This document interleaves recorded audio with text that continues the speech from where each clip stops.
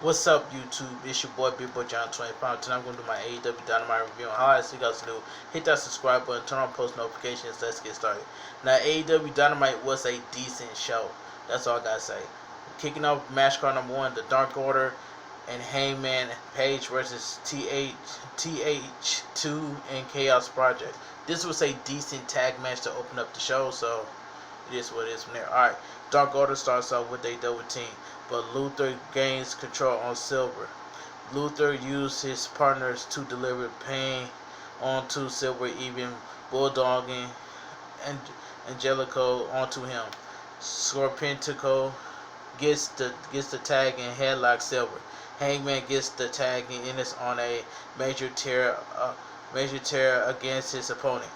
He soon receives a boot from Serpentico, but catches him with a northern light suplex. Cole gets his moment in the spotlight, and then Heyman delivers a fallaway slam on Cole. Silver dives onto the outside with a cannonball senton to the outside, and then Alex Reynolds follows suit with a dive onto the outside. Hangman moonsaults on top of everyone. Back in the ring, Hangman has Reynolds and Silver on his back and falls on Serpentico for a close call. Serpentico hits a short DDT on, and Evans follows up with splash, covered by Serpentico and on Reynolds for 2. Heyman powerbombs a foe into the crowd as Luther gets flapjack onto the cake. Hangman vows to hit Serpentico with a buckshot lariat, and Silver finished it off with a German for the win. The winner of the match, the Dark Order and Hangman Page.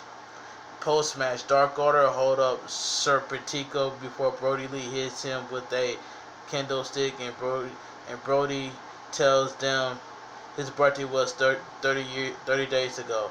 You idiot. He then throws the paper at Serpentico. That part was funny. Alright. Next, Silver pops the question: will Hangman join the Dark Order? Hangman says no. As fireworks goes off, and a big set yes pops up on the screen. Silver tries to quiet it all down, as Hangman says he has tried to group things before and just didn't work out. He had a lot of fun with them. A sad Hangman walks off, grabbing the bottle of brews from STU Grayson.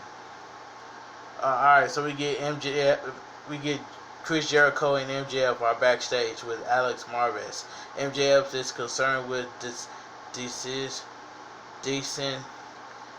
dissension in the ranks after this match tonight. Jericho makes it clear they all will move on after having a definitive tag team match, and MJF gets on the same page with Christopher. After the break, Tony Schiavone introduced Sting. This Stinger comes out wearing a Brody Lee shirt as Tony introduced Darby Allin. Vince clapped rhythmically to his tune. Darby chants echo in Daily's place. Sting gets on the mic to say that there is something to remind him of Darby. He congratulated him on becoming the TNT champ. He makes clear that he didn't want to interfere in the match last week, but wanted to make sure it was a fair fight. Taz interrupts from the backstage. Taz thinks he doesn't know them. He was raised on the streets, so we're Team Taz. Ricky Starks echoes that. Taz challenged them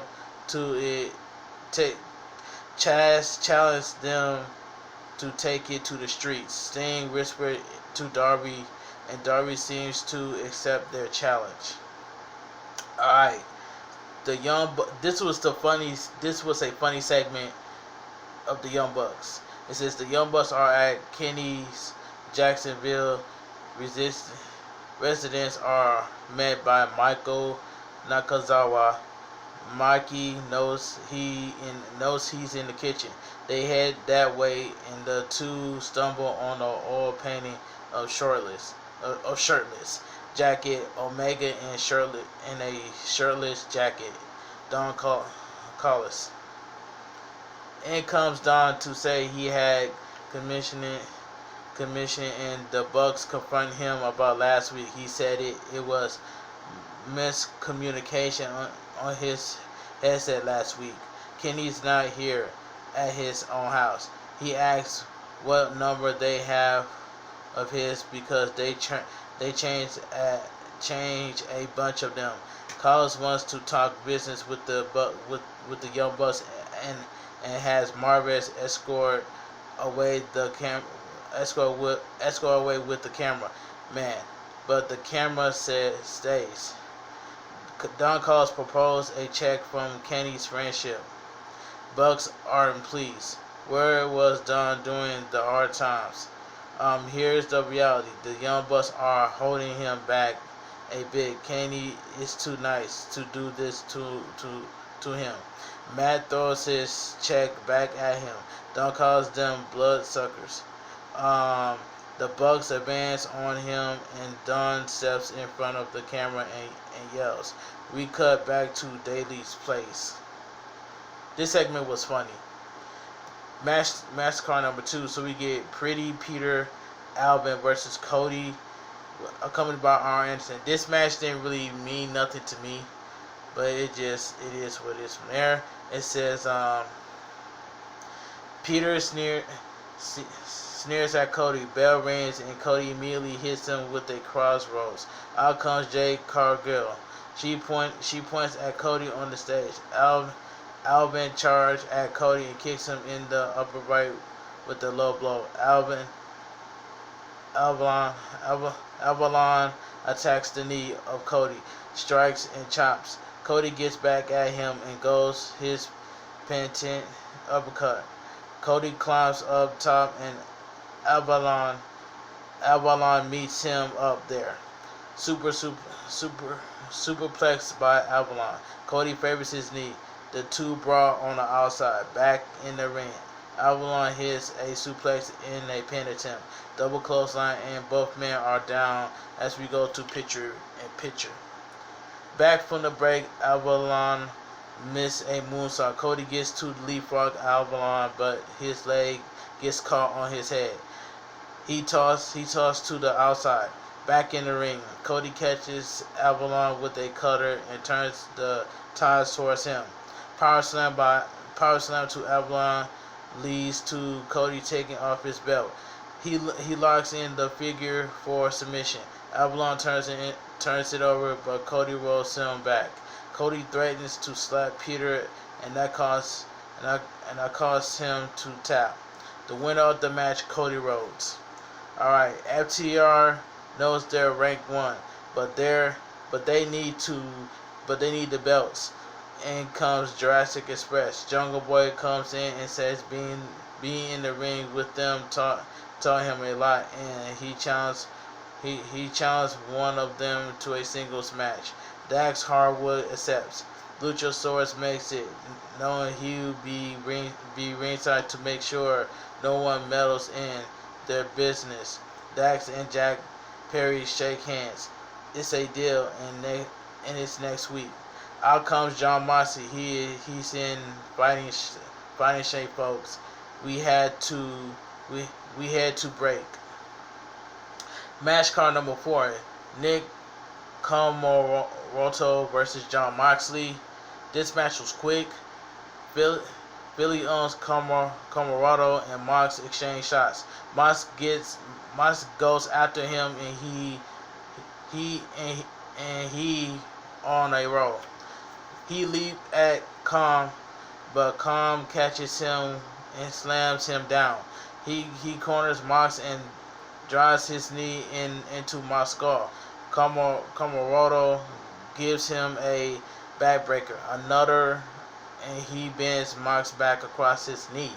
Mox takes control and bites the face of Com back, but Nick gives him a GTS knee drop.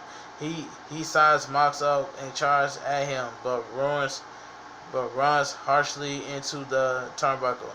A brutal series of kicks from Mox. Mox goes for a suplex but no dice. He used the ropes to vault Khan into a German suplex. He tried to hit Khan with the lariat, but the big man stands tall. Kamaroto picks Mox up and twists him into a sleeper hold. Kamaroto drops. The ref calls for the belt.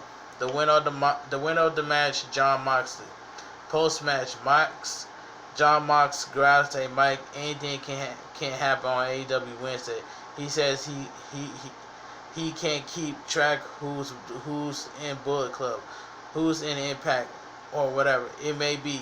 Kenny brought his brothers from Nashville, but all he did was give Mox more bones to break. He could bring the whole city of Nashville, Jacksonville, Japan, and Mexico, all roads led through him. Dasha is backstage with Eddie Kingston. She reveals that he'll be taking on Lance Archer next week. Eddie looks frustrated, but he's ready to go, he says, as the Butcher, Blade, and Bunny flank him and walks Archer with Jake Roberts.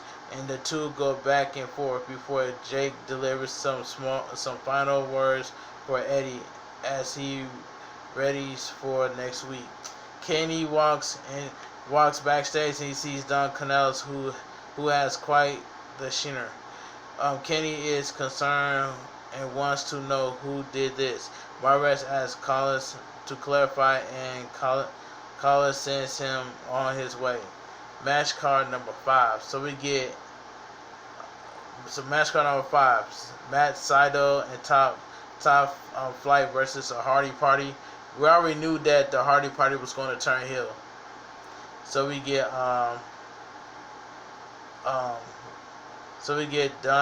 Dante Martin and Mark Quinn shake hands. Top Flight delivers Dropkick City on Private Party. A triple leap off from the F and Sydal. Then Sydal leads to a leg lariat from Sydal. Standing moonsault by Sydal gets a near fall. Quinn throws his jacket at Sydal and attack him. Isaiah Cassidy gives some shots to TF on the apron. Top Flight and Sydal roll Private Party into a multiple person single leg crab as Hardy watches on. That move was just god awful right there. Soon after, Quinn hits his highly elevated splash on Sydal for a 2 count. Sydal is concerned in Hardy's party corner as we head to picture-in-picture. Back from the break, Isaiah has Sydal in a headlock. He wrenched back before Private Party attempts a double suplex, but Matt frees himself and tags and Darius. He's on fire. Amazing setting Spanish Fly. Hardy goes for his twist of fate, but he gets dumped to the dive on by Darius onto the outside. Private Party goes for a silly string on Darius, but Dante stops it. He gets a pin attempt on Cassidy. I know IK sends Dante into Darius. Matt Hardy hits a side effect on both members of Top Flight. He catches a flying Sydal for the same and covers all 3. 2 count. Quinn hits Sydal with a leg strike but gets devastated by all 3 opponents for a near fall. They'll put him up top, but Darius gets knocked off. Isaiah comes in with a chair shot to Dante's ribs and he falls down to the ring. Quinn is surprised, but it's on page with Isaiah and he hits his shooting star press for the win. The winner of the match, Hardy Party. Decent tag match, you know what I'm saying, but it is what it is from there. Post match, a big argument breaks out. A Private Party attacks them and feds them to Hardy for some twist of fates. Hardy Party hastily celebrates together. MJF enters Inner Circle dressing room with Warlow. He states that he's not totally on board with the tag match tonight, but Chris is their leader and let's make the best effort. Sammy stands up to stands up to take his expectations with MJF's blondness, but boldness. So MJF tells Sammy he respects his candor and fierceness. He goes to fist bump Sammy, but he tells him, all right, he's not there yet. MJF accepts that. All right, so we get match card number 5. So we already got through match card number 4. Match card number 5.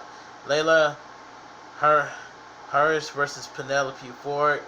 This match, this match was quick, but it's what it is. The two go back and forth with some technical work. Penelope kicks Layla in the kneecap. They trade shots. Charles is advised to trip Layla and does so. Triangle hold by Penelope's arm, but it doesn't work. Layla is lured outside by Kip and Penelope boosts her hard. We cut to picture-in-picture. Back from the break, Layla gets a near fall on Ford. The two trade harsh shots. Penelope goes for a leg strike, but Layla catches it and hits her with a knee strike.